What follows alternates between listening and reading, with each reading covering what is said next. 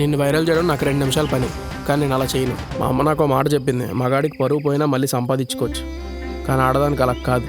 ఒక్కసారి పోతే లైఫే పోయినట్టు. ఇదిగో నీ గోల్డ్ క్యాష్ తీసుకొని పండగ చేసుకో.